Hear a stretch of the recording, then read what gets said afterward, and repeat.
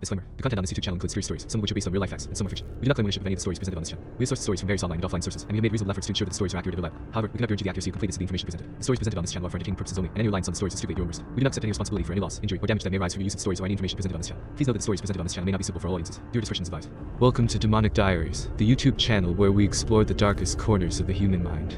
Join me, your host, as I delve into the pages of terrifying tales and haunting stories.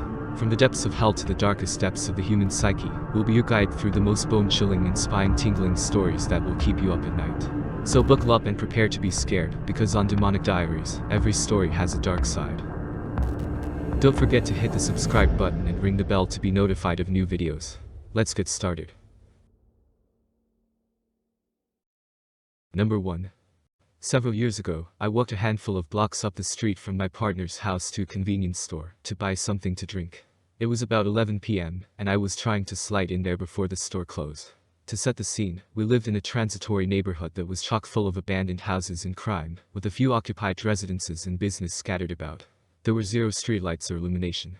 Envision a more compact version of the type of Detroit neighborhood exemplified in the movie Barbarian, and you won't be far off the mark. Looking back, the nighttime excursions to the store from my place to his were absolutely idiotic on my part, but after living in that environment for years, you just become accustomed to it. Anyway, it was one of my many foolhardy nighttime store trips. My partner, by then, would ask me not to do it, but I just ignored that. I wanted my drink, so dumb of me. I got the few blocks up the street in the usual darkness, got my drink and left the store to head back.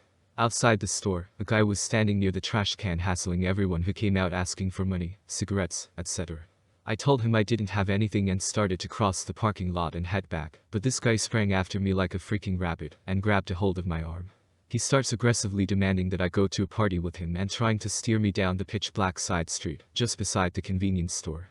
He was probably 6'7", crazy tall and super thin, with dreads all in his face, making it hard to even see what he looked like. His fingers bit into my arm and felt like they pinched a nerve. My heart starts pounding like crazy right away. I was used to brushing off this type of behavior, having lived in that neighborhood for several years by then, but this was way more aggressive than anything I'd faced so far. I shook my arm out of his grasp, told him I was heading to my BF's place, and it was only a few blocks down the street. He was waiting for me, said sorry in an attempt to placate him, and took off speed walking down the street at top speed. He called after me several times, and then I heard his quick footsteps as he decided to follow me down the street.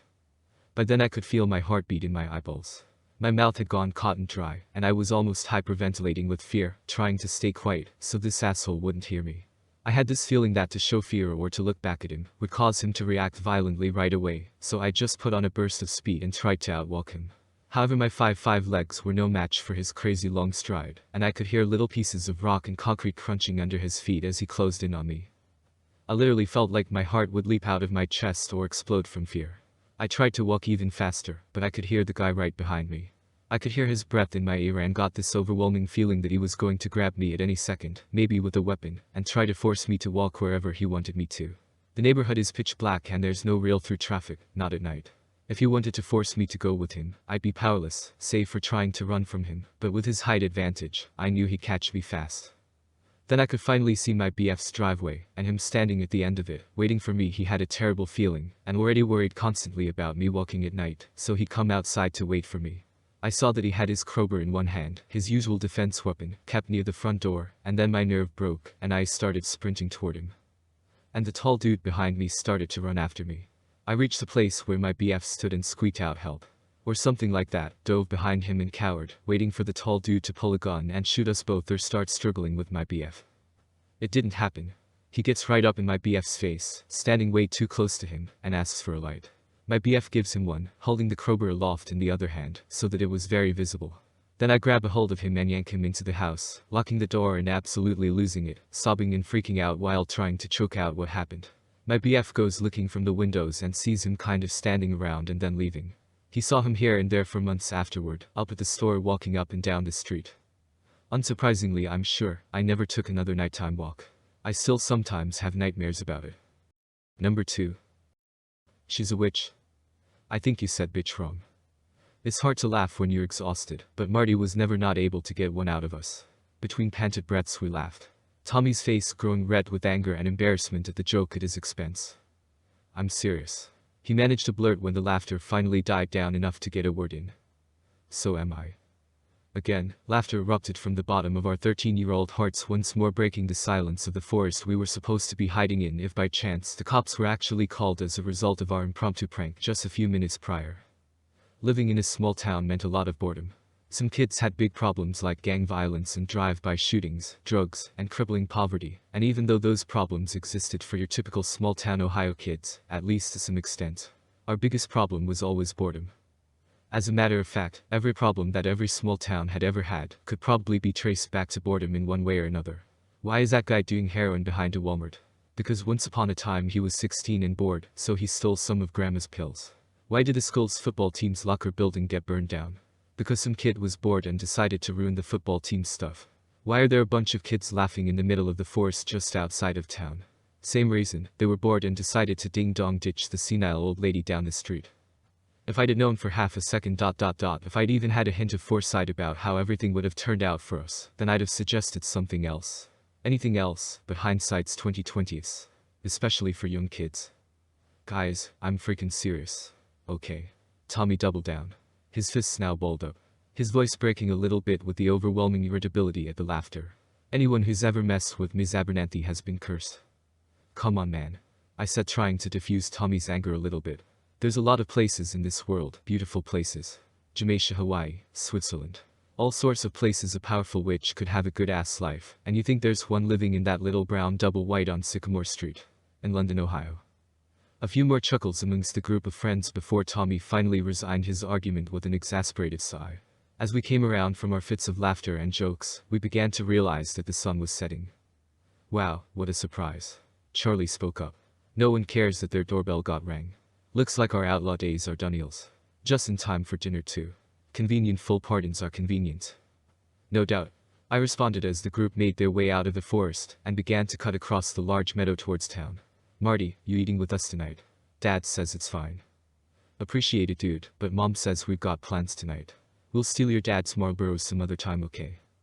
More laughter as the friend group split ways and headed home. Ding, dong, ding, dong.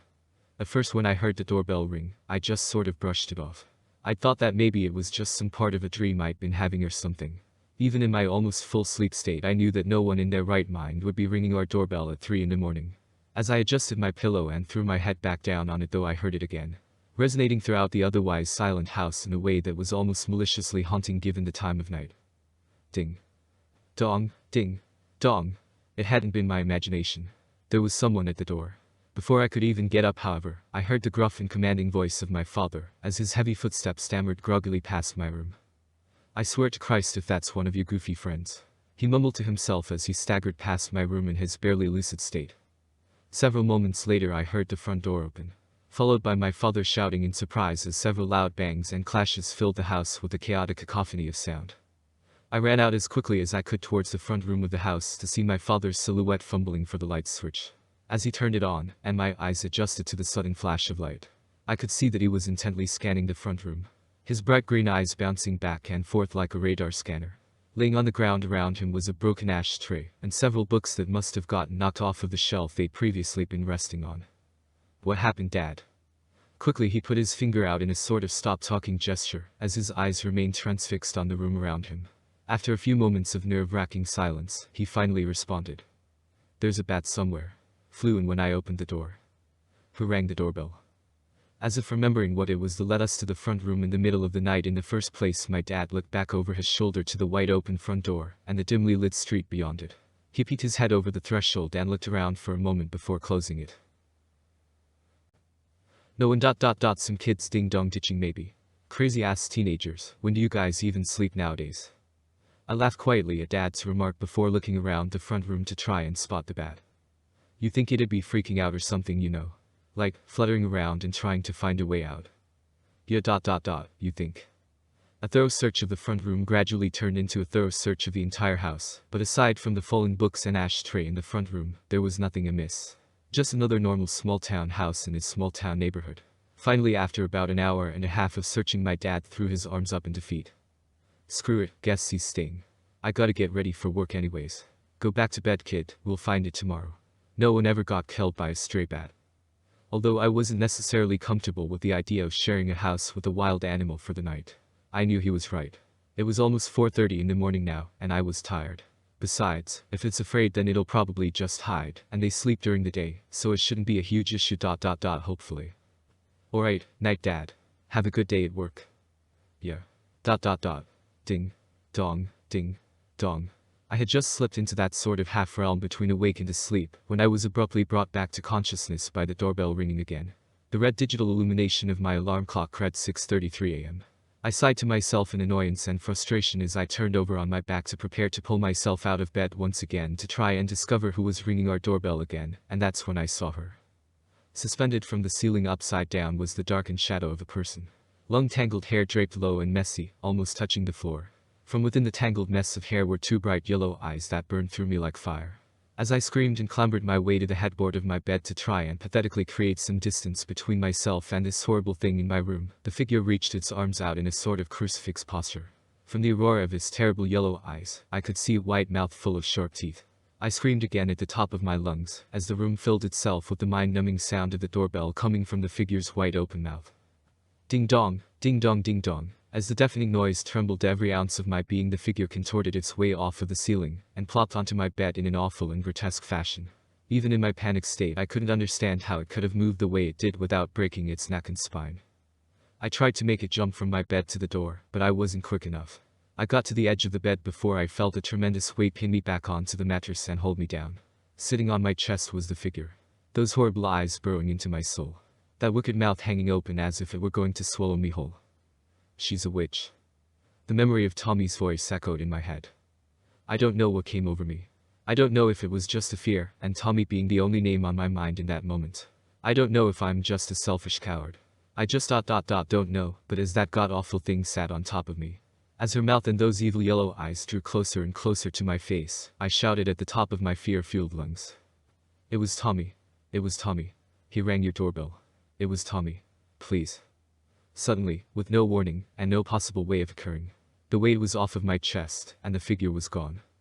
I don't know how I managed to fall back asleep. Maybe it was just the adrenaline dump that knocked me out, but before I knew it, I was waking up to the image of my sun-filled room. After a lot of talking to myself, I had barely managed to convince myself that last night's events were just the result of a horrible dream.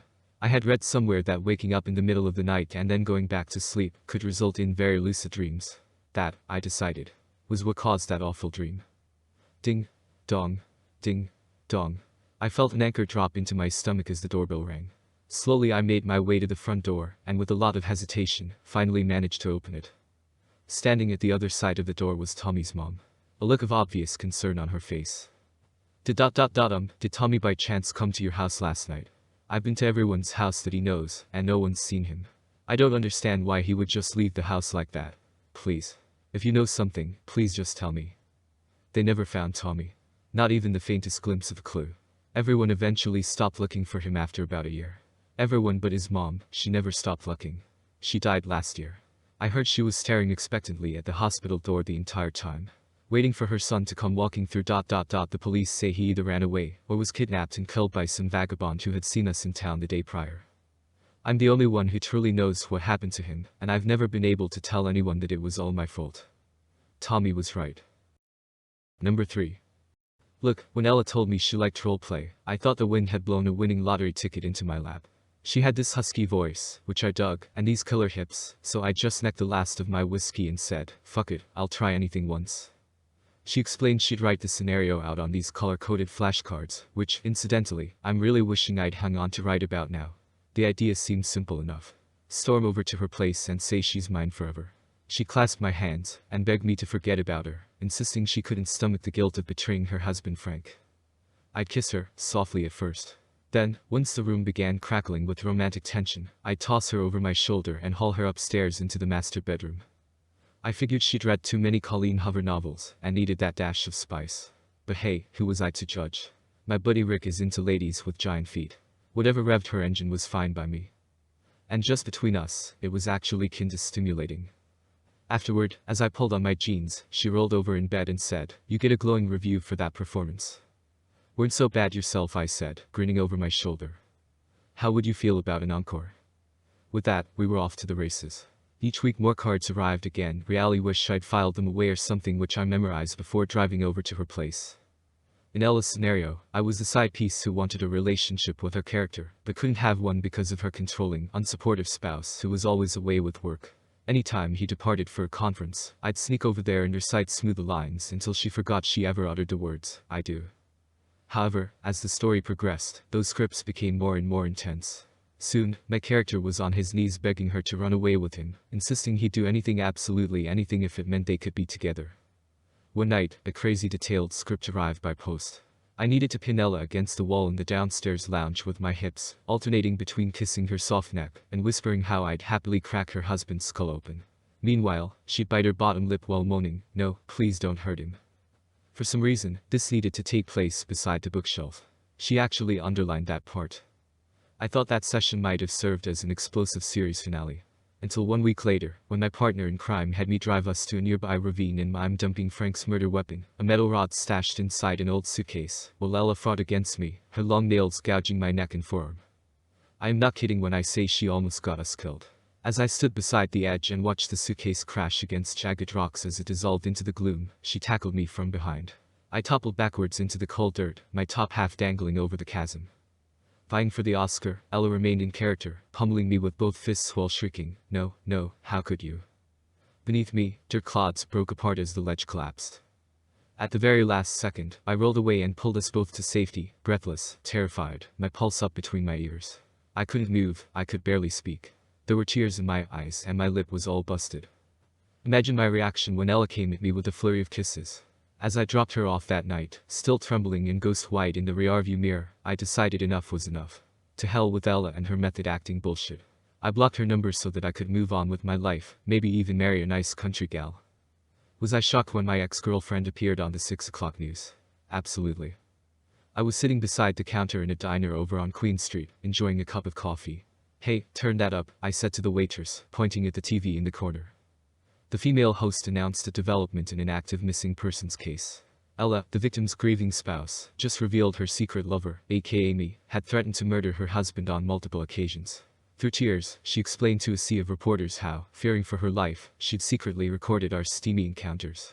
Claimed it was for her own protection. Cut to my voice, accompanied by the most unflattering picture they could dredge from my Facebook page, insisting I'd murder the bastard while she repeatedly begged me not to.